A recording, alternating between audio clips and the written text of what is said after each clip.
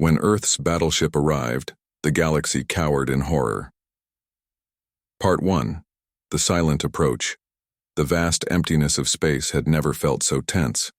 For thousands of years, the galactic hegemony had ruled the stars without challenge.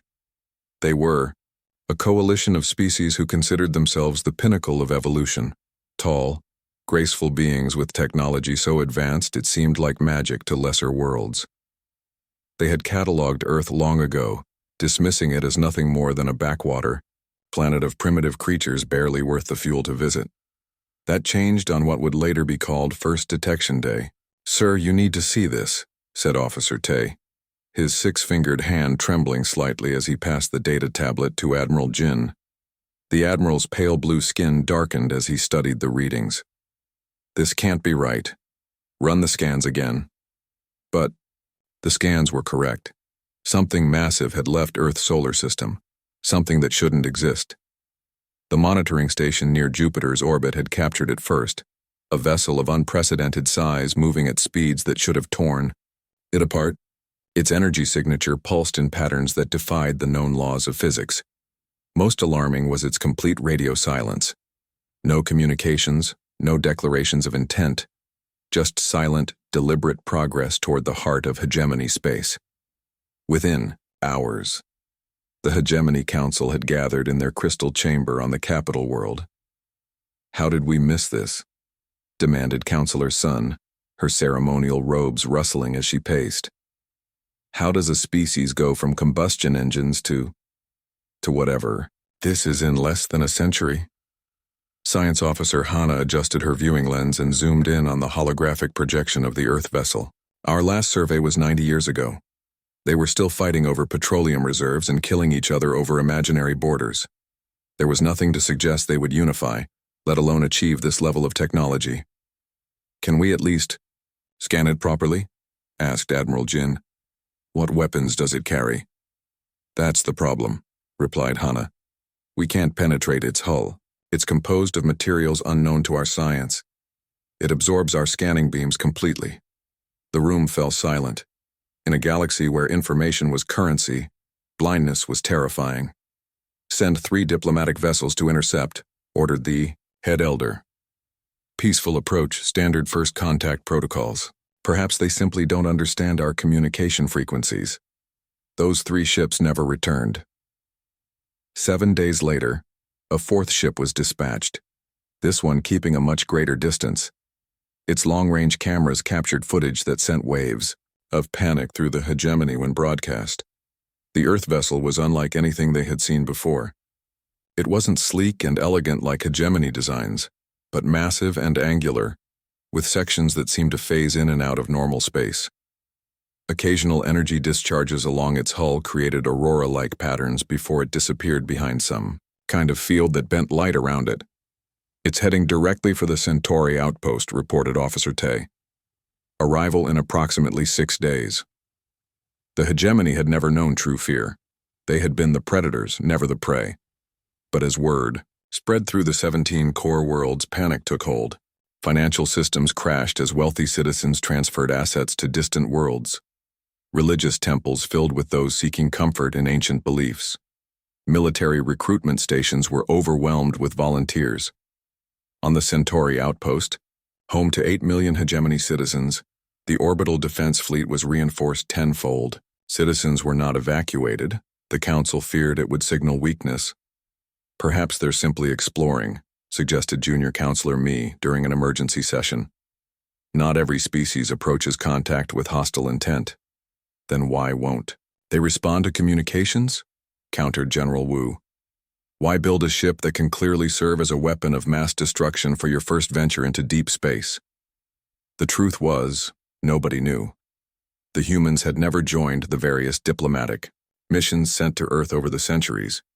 They had been observed but never engaged with directly, considered too primitive, too aggressive, too unpredictable to be worthy of formal relations. That decision now seemed catastrophic. When the Earth vessel appeared near the Centauri outpost, it did so without warning. The advanced sensor network that should have detected its approach registered nothing until it was already in orbit. It simply appeared, somehow bypassing every detection system. For 3 days, it hung in space, silent and motionless. The defense fleet surrounded it, weapons charged while desperately trying all known communication methods. On the 4th day, the Earth vessel finally responded. A simple text message, broadcast on all frequencies. "We come to negotiate the terms of your surrender." The message was met with disbelief, then outrage, then laughter throughout the Hegemony Command. One ship against an empire of 10,000 worlds? "They're insane," stated Admiral Jin, "or they don't understand who they're addressing." "Respond with our standard message of peaceful intent," ordered the head elder. "But position the 7th Battle Fleet to reinforce Centauri. If they act aggressively, destroy them. We need to understand their technology." The stage was set. The galaxy held its breath. No one could have predicted what would happen next. When Earth's battleship arrived, the galaxy cowered in horror. Part 2, First Contact. The message from the Earth vessel hung in the command center like a physical presence. "We come to negotiate the terms of your surrender." Admiral Jin stared at it, his blue skin now pale with a mixture of disbelief and indignation. Around him, the Hegemony officers were struggling to maintain their composure. "They can't be serious," said Captain Han, breaking the tense silence. "One ship against our entire civilization?" Jin nodded slowly. "Send our standard peaceful contact protocol, but make it clear who they're addressing. Tell them we represent 10,000 worlds, with fleets that number in the millions." The response was transmitted. Minutes passed in silence. "Sir?" called out Communications Officer Yu, her voice unnaturally high. "They've responded with a single word. Irrelevant." The Admiral's composure finally broke. "Position the 7th Battle Fleet. I want 5,000 ships surrounding that vessel in the next hour. Let's show these humans what irrelevant truly means."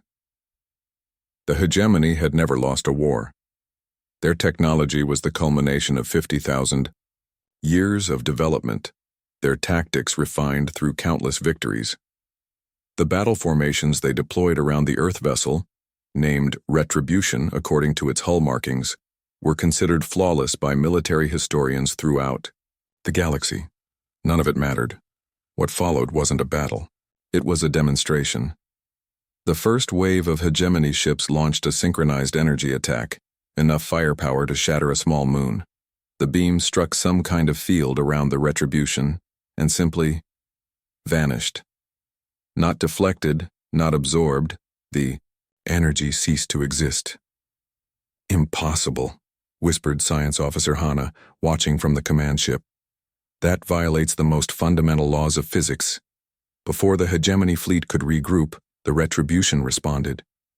No energy weapons, no projectiles, just a ripple of distortion that spread outward in a perfect sphere.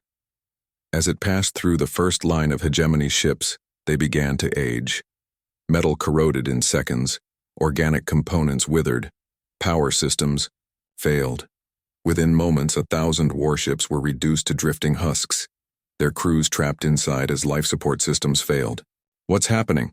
shouted Jin as reports flooded in. "What kind of weapon is this?"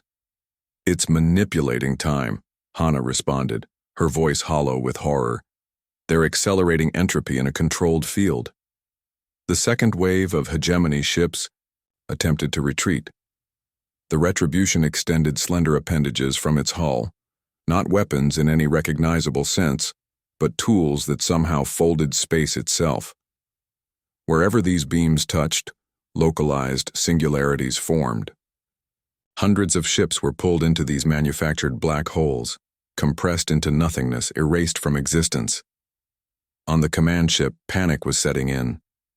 "We need to withdraw," urged Captain Han. "We've lost half the fleet in minutes." "Admiral." Jin couldn't process what he was seeing. This wasn't supposed to be possible. The Hegemony had always been the most advanced civilization, the unquestioned masters of the galaxy.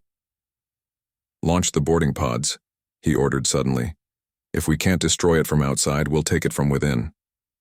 It was a desperate move, but 500 elite boarding craft managed to attach themselves to the Retribution's hull, cutting through with specialized tools.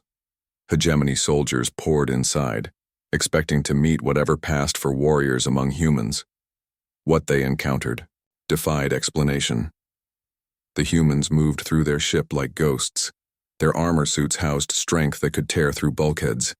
Energy weapons passed through them harmlessly, while their own handheld devices caused hegemony soldiers to simply fall apart at a molecular level. Most disturbing was their efficiency. There was no rage, no glory-seeking, no wasted motion, just methodical elimination of threats. They didn't speak, didn't gloat, didn't show any emotion at all. It was as if the hegemony forces were facing machines, not living beings. Only one boarding party managed to return, a single shuttle with 7 survivors out of the original 6,000 soldiers sent to capture the vessel. Lieutenant Day, the ranking survivor, could barely speak coherently as he delivered his report. They knew exactly where we would breach. They were waiting. And they're not what we thought. The inside of that ship, it's vast, bigger than should be possible in normal space, and filled with pods. Millions of them. Pods? Asked Jin. What kind of pods? People. Sleeping humans. The entire ship is an ark, carrying what must be the last of their species. Day's voice broke. And they know what we did to their world. They showed me recordings of it. The plagues we released centuries ago. The billions who died. They know everything. A heavy silence fell over the command center. That's impossible, Jin finally said. That operation was classified at the highest level. No records exist outside the Council archives. They have the records, insisted Day. They showed me my great-grandfather's signature on the order. They've been planning this for generations, Admiral. This isn't a conquest, it's a reckoning. As if to confirm his words, a new message appeared on all communication channels throughout the fleet. Your remaining ships have 1 hour to retreat beyond the orbit of the furthest moon. After that, we will consider any hegemony vessel a hostile target. The trial of those responsible for Genocide Directive 1998E will begin tomorrow at what you call Central Standard Time. All channels will broadcast the proceedings. There will be justice. The message was followed by a detailed list of names, every hegemony official who had participated in the standard cleansing operation on Earth centuries ago, including ancestors of many currently serving officers. This wasn't a war. It was a court coming into session, and the galaxy would never be the same again. When Earth's battleship arrived, the galaxy cowered in horror. Part 3. The Revelation. The great libraries of the hegemony had never seen such frantic activity. Deep in the restricted archives section, Records Officer June worked tirelessly, his thin fingers flying across holographic interfaces as he pulled file after classified file. Sweat beaded on his gray skin despite the climate-controlled environment. You won't find anything, said his supervisor, hovering nervously nearby. Those records were purged centuries ago. June didn't look up. Nothing is ever truly deleted. The Council keeps backups of backups. Around them, the news of the human battleship's arrival and the devastating defeat of the 7th Battle Fleet had spread like wildfire across all 17 core worlds. Public spaces were filled with anxious citizens watching live feeds while government buildings had entered lockdown protocols. Here, June finally said, his voice barely above a whisper. Exploration Vessel Seeker, Captain Kang, commanding. Standard survey mission to System J4721, local designation Solingbar date stamp, almost 500 years ago. The supervisor leaned closer, his ceremonial collar brushing against June's shoulder. On the screen, the mission log unfolded in clinical detail. Planet 3 shows promising resource deposits and hospitable atmosphere. June read aloud. Indigenous dominant species displays concerning rate of technological advancement and exhibits highly territorial behavior. Recommendation: standard cleansing operation to prepare for future colonization. The supervisor's breathing quickened. Keep reading. Cleansing operation approved by Council Vote 12-5. Specialized bioagents deployed to population centers through atmospheric insertion. Projected species extinction timeline, 30 standard years. Planet to be marked for colonization following confirmation of cleansing success. June looked up, his large eyes wide with horror. They tried to wipe out the entire human species, as a matter of routine. It was standard procedure back then, the supervisor said defensively. Competitive species were considered a long-term threat to hegemony stability. But the follow-up report, June continued, pulling up another file. Confirmation survey, conducted 50 years later, reported complete success. The human species was declared extinct. Before they could process this, an emergency alert sounded throughout the building. All staff were being summoned to the central auditorium. The humans had begun broadcasting. The massive screen in the auditorium showed a simple room aboard the Retribution. A single human woman sat behind a plain table. She wore no uniform, no insignia of rank, just simple dark clothing. Her face showed signs of age, with lines around her eyes and silver streaking through her dark hair. "My name is Director Park," she began, her voice calm and measured. "I speak as the elected representative of the Earth Continuity Government. What I am about to share will be difficult for many of you to accept, but every word is true and will be supported by evidence during the coming days."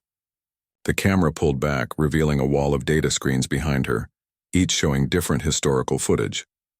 512 years ago, your hegemony discovered Earth. Finding us resource-rich and potentially troublesome, your council ordered what you clinically called a standard cleansing operation.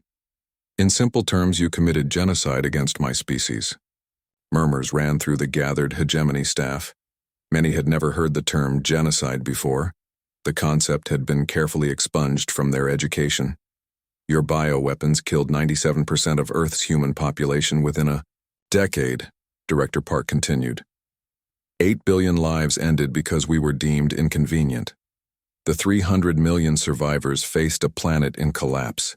Ecosystems destroyed, infrastructure ruined, knowledge lost. The screens behind her showed harrowing images. Mass graves, abandoned cities, makeshift hospitals overflowing with the dying. Your follow-up survey found no signs of human civilization and declared us extinct. But they didn't search thoroughly enough. Deep underground, in hardened bunkers and sealed habitats, humanity endured. And we remembered. The room was completely silent now. Even breathing seemed too loud. In our desperate struggle against extinction, we advanced faster than any species in recorded history. Necessity stripped away our divisions, our old hatreds. We became a single people with a single purpose, survival, and eventually, justice. New images appeared. Underground cities, laboratories, and finally, the construction of the massive ship they now called Retribution. This vessel represents 200 years of unified human effort. It is not primarily a weapon, though as your fleet discovered, we are capable of defending ourselves. It is an ark carrying 1 million humans, all that remain of our species. We have come not for vengeance, but for accountability. General Wu stood up from his seat in the front row. "This is manipulation, propaganda. Where's the proof of these allegations?" As if anticipating the question, Director Park nodded slightly. "The evidence is already being transmitted to every data repository in hegemony space. We recovered your own records from abandoned research stations. We captured the logs of your survey ships. Most damning of all, we have the council vote authorizing our extermination, with the genetic signatures of each council member." The screens changed to show official hegemony documents, complete with verification codes that even the most skeptical observer would recognize as authentic. But there is more. Director Park continued, her voice growing heavier. "In preparing our case against the hegemony, we discovered something that even shocked us. Earth was not your first victim, nor your last." New documents filled the screens, hundreds of them, each detailing a different cleansing operation against various species across the galaxy. Over the past millennium, the hegemony has systematically eliminated over 300 developing civilizations. Species that might one day have joined the galactic community as equals were instead erased because they represented potential competition. The revelation hit the audience like a physical blow. Many younger staff members looked ill, while the older officials seemed to shrink in their seats. Tomorrow, We will begin formal proceedings against those responsible for these atrocities. But we want the ordinary citizens of the hegemony to understand. We do not hold you collectively responsible for the actions of your leadership. Our quarrel is not with the people, but with a system that normalizes genocide as policy. The broadcast ended, replaced by a scrolling list of names, hegemony officials past and present who would face charges in the coming days. In the stunned silence that followed, Records Officer June looked around at his colleagues. Some were weeping openly. Others sat in shocked disbelief. A few were already rushing to terminals, desperate to verify the claims themselves. The hegemony had always seen itself as the pinnacle of civilization, the benevolent overseers of a peaceful galaxy. Now they faced the truth. They were the monsters of countless species' nightmares, and the last survivors of humanity had crossed the stars to ensure they faced justice. When Earth's battleship arrived, the galaxy cowered in horror. Part 4, The Trial. The Grand Council chamber had never been so crowded. For countless generations, this vast hall with its soaring crystal dome had hosted the elite of the hegemony as they made decisions affecting trillions of lives across thousands of worlds. Today, it served a different purpose. Today, it was a courtroom. High Elder Moon sat alone at the defendant's table, his once proud posture now hunched with the weight of revelation. His ceremonial robes, symbols of 10,000 years of hegemony, authority, seemed to hang from his frame like an ill-fitting costume. Around him, the tiered seating that usually held only the most powerful beings in the galaxy now contained representatives from hundreds of species, many previously unknown to the hegemony public. They were the survivors, the forgotten, the remnants of civilizations that had narrowly escaped the cleansing operations that were now exposed as systematic genocide. The human delegation entered last. Captain Yoon led the small group, her uniform simple but immaculate. Unlike the elaborate dress of the hegemony officials, the humans wore practical clothing with minimal ornamentation, just a small patch showing Earth as it once was, blue and green and alive. "This tribunal is now in session," announced Director Park, who had been selected by mutual agreement to serve as Chief Justice. "These proceedings will be broadcast to every world in hegemony space and beyond. No censorship, no editing, no delays." That was perhaps the most revolutionary aspect of what the humans called the accountability protocols. For the first time in hegemony history, information flowed freely. Billions of citizens watched in real time as their leaders faced judgment. "High Elder Moon," began the director, "you stand accused as the highest surviving authority of the Hegemony Council that authorized genocide against Earth and 342 other developing civilizations. How do you respond?" The Elder's voice quavered as he stood. These were not genocides. They were security operations approved by proper procedure and carried out according to established protocol. Captain Yoon stepped forward. "Let the record show that the defendant does not deny the actions, only their classification as crimes." "I deny nothing," Moon said, his voice strengthening with indignation. "The hegemony has maintained peace in this galaxy for 50,000 years. Sometimes difficult decisions must be made for the greater good." "Difficult decisions?" Captain Yoon's voice remained level, but her eyes burned with controlled intensity. "Please explain to the court how the systematic extermination of 8 billion humans, including 3 billion children, represents a difficult decision rather than an atrocity." The elder had no answer. As the day progressed, the humans presented their evidence methodically.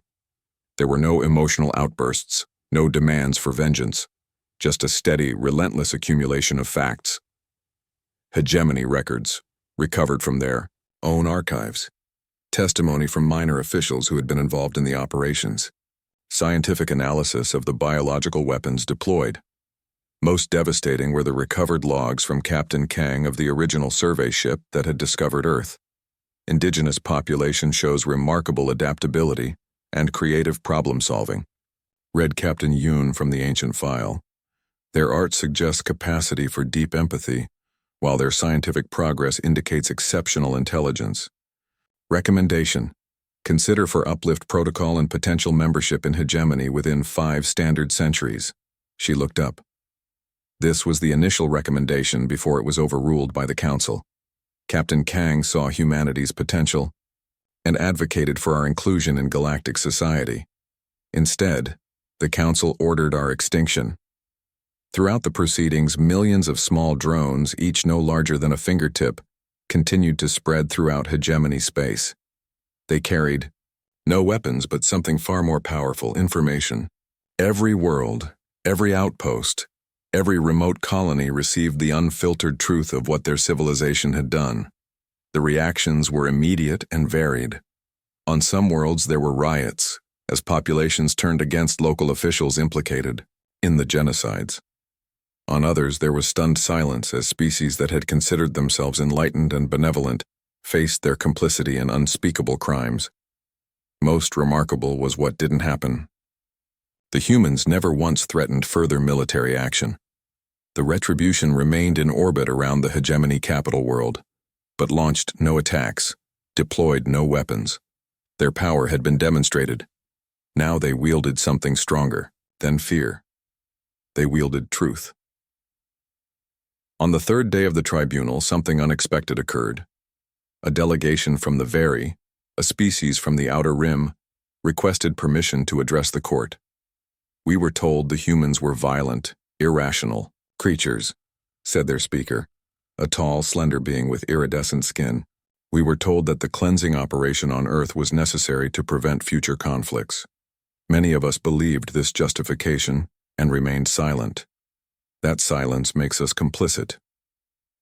One by one, representatives from dozens of species stood to offer similar testimonies. Some had actively participated in genocides. Others had simply looked away. All now acknowledged their failure to uphold the most basic principle of civilization, that life deserves protection. By the 7th day, the evidence was complete. High Elder Mun and 12 other senior officials had been found guilty of crimes against sentient life. The galaxy waited for the sentence, expecting execution or worse from the species that had suffered so greatly. Captain Yoon approached the center of the chamber, her steps echoing in the perfect silence. "The temptation to respond to genocide with more death is powerful," she said, her voice carried to trillions of listeners across the stars. "It would be simple to eliminate those responsible, as they sought to eliminate us. But that is not justice. That is vengeance." She turned to face the convicted officials. "Your sentence is to live. You will spend the remainder of your natural lives helping to restore what can be restored, to heal what can be healed. You will work alongside the survivors of the civilizations you tried to erase, sharing your knowledge to help them rebuild." A murmur ran through the chamber, as much in confusion as relief. "But understand this," Captain Yoon continued, her voice hardening slightly. "The system that allowed these atrocities will be dismantled. The hegemony as it existed is over. In its place, we will build something new, a true community of worlds where no species holds dominion over others." As she spoke, images appeared on the vast screens surrounding the chamber. Humans working alongside other species on devastated worlds, helping to restore ecosystems and rebuild cities. The Retribution, its fearsome weapons now reconfigured to terraform barren planets where refugee species could begin anew. "We have all learned a harsh lesson," she concluded. "Power without accountability leads to atrocity. Knowledge without wisdom leads to destruction. We cannot undo the past, but together, we can create a future worthy of those we lost." The tribunal ended not with an execution, but with the signing of a new covenant, a promise that genocide would never again be policy, that no species would ever again be deemed expendable. The galaxy had expected revenge from humanity. Instead, they received something far more revolutionary: justice tempered with mercy. When Earth's battleship arrived, the galaxy cowered in horror. Part 5. The New Order. 5 years had passed since the Retribution had appeared in hegemony. Space. 5 years since the trials, the revelations, the collapse of an empire that had stood for 50 millennia. What had begun as terror, a human warship of unprecedented power, had evolved into something no one could have predicted. Ambassador Q stood at the observation deck of the station now known as Unity Point, watching the steady flow of ships arriving from across the galaxy. Below him, the Retribution floated in space, transformed from an object of fear to a symbol of hope. "Still hard to believe, isn't it?" asked a voice behind him. Q turned to see Admiral G approaching, the human's weathered face reflecting the starlight. Despite leading the most powerful military force in known space, G wore a simple uniform with minimal rank insignia, typical of the human preference for understated authority. "Every day brings a new surprise," Q admitted, his translator picking up the subtle inflections of his native tongue. "When your ship first appeared, we thought it was the end of everything we knew." "In some ways it was," G replied, joining him at the viewport. "But endings make room for beginnings." Below them, a section of the Retribution's hull was opening, revealing the vast library complex inside. What had once been missile bays and weapon platforms now housed the greatest collection of knowledge ever assembled, the complete cultural and scientific heritage of Earth, preserved and shared freely with any species who wished to learn. "The council meeting starts in an hour," Q noted. "Will you attend in person this time?" G nodded. "It's an important vote. The Zarathi delegation is finally joining the Alliance." The Galactic Alliance, formed from the ashes of the hegemony, represented a radical departure from the past. Where once a single species had dominated through superior technology and military might, now representatives from hundreds of worlds gathered as equals. No single race held permanent authority. Leadership rotated regularly among all member species. Most revolutionary was the core principle: accountability. Every decision, every policy was transparent, recorded for all to see. The days of secret operations and classified directives were over. The two made their way through the station, passing beings from dozens of worlds working side by side. Many stopped to bow respectfully to Admiral G, not from fear, but genuine admiration. "I still don't understand," Q said as they entered the transport tube that would take them to the council chambers. "Your species had every reason to destroy us. You had the power. You had the justification. Why choose this path instead?" G was quiet for a moment, his eyes distant with memory. "During the darkest days after the plague, when humanity lived in underground bunkers and sealed habitats, we had a choice to make," he finally said. "We could either become defined by our hatred or by our hope. We chose hope." The tube slowed as they reached their destination. "Besides," G continued with a small smile, "revenge is easy. Building something that lasts, that's the real challenge." The council chamber was unlike the old hegemony halls. No throne for a supreme leader, no elevated platforms for the elite. Instead, a circular arrangement of simple seats, each identical, surrounded a central space where speakers could address the gathering. As they entered, a hush fell over the diverse assembly. Species that once would have fired upon each other, on site now sat side by side, working through the complex challenges of galactic cooperation. Director Yun, now heading the education division, approached with data tablets in hand. "The latest reports from the reclamation projects," she explained, passing them to G. 23 species previously thought extinct have been successfully re-established on suitable worlds. The recovery programs are exceeding all projections." G nodded with satisfaction. "And the human colonies?" "The first generation born on New Earth is thriving," Yun replied, her eyes brightening. "Over 5,000 births this year alone. The terraforming is ahead of schedule. They should have open-air settlements within a decade. For a species that had nearly been erased from existence, humanity's recovery remained a powerful symbol.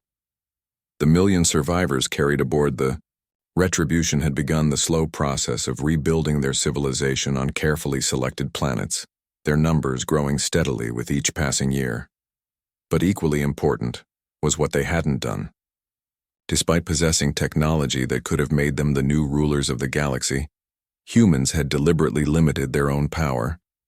The fearsome weapons that had devastated the hegemony fleet were dismantled, their principles shared openly, so that no species could ever again develop such advantages in secret. The Retribution itself had been repurposed. The massive vessel now served as a university, a diplomatic hub, a medical center for species with unusual needs, and a repository of knowledge. Students from 1,000 worlds lived and studied aboard what had once been an instrument of justice, now transformed into a tool for growth. As the council session began, representatives rose one by one to report on their world's progress. The once silent accomplices to hegemony atrocities, now led efforts to restore ecosystems damaged by centuries of exploitation. The Sorith, a species nearly wiped out by a cleansing operation 300 years earlier, presented plans for a new cultural exchange program. G leaned over to Q as the presentations continued. Did you ever imagine a gallery like this 5 years ago? Former enemies working together without coercion? Q shook his head. Never. My people believed strength came from domination. You showed us it comes from cooperation. When it was G's turn to speak, he approached the central platform with unhurried steps. Unlike many of the other representatives, he carried no notes, no prepared remarks. 5 years ago, humanity returned to the stars with a single purpose. Justice, he began, his voice carrying easily through the chamber. We had suffered nearly total extinction. We had watched our world die around us. We had every reason to seek vengeance. The assembly was utterly silent, many of the delegates lowering their eyes in remembered shame. But vengeance is a closed circle. It offers no path forward, only an endless repetition of pain. G's gaze moved around the chamber, meeting the eyes of each delegation. What we discovered in the darkness of our bunkers and the long centuries of rebuilding was a simple truth. The only victory worth having is one that breaks the cycle. He gestured toward the viewport, where the transformed Retribution was visible against the backdrop of stars. Look at what we've accomplished together in 5 years. Species that were enemies now heal each other sick. Knowledge that was hoarded is now shared freely. Worlds that were barren now bloom with life again. This is the true power of civilization. Not conquest, but creation. A gentle murmur of agreement rippled through the assembly. The old hegemony called itself eternal, but built its foundation on secrets and fear. They tried to eliminate humanity because they feared what we might become. G smiled, the expression warming his weathered features. Perhaps they were right to be afraid. Not of our weapons, but of our vision for a different kind of galaxy. As the session continued into discussions of trade agreements and scientific exchanges, a young hegemony aide approached Admiral G with obvious nervousness. Sir, I have a question that many of my people still ask, he said hesitantly. When you had the power to destroy those who nearly destroyed you, why didn't you use it? How could you show mercy to those who showed none to Earth? G considered the young aide thoughtfully before answering. Because survival taught us the value of life. All life, not just our own, he said simply. The plague that nearly wiped us out killed without discrimination. It taught us that suffering is universal, and that inflicting more suffering would only continue what the hegemony began.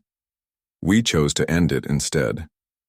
As darkness fell, and the station's lights dimmed to simulate night, Ambassador Q found himself once again at the observation deck, staring at the vessel that had changed everything. From this distance, it was hard to imagine the Retribution as the terror it had once been. Now it glowed with the lights of classrooms, research labs, and gathering spaces where beings from across the galaxy built the foundations of a different future. And throughout that galaxy, species that had once cowered at the thought of humanity now looked to Earth's children not with horror, but with hope.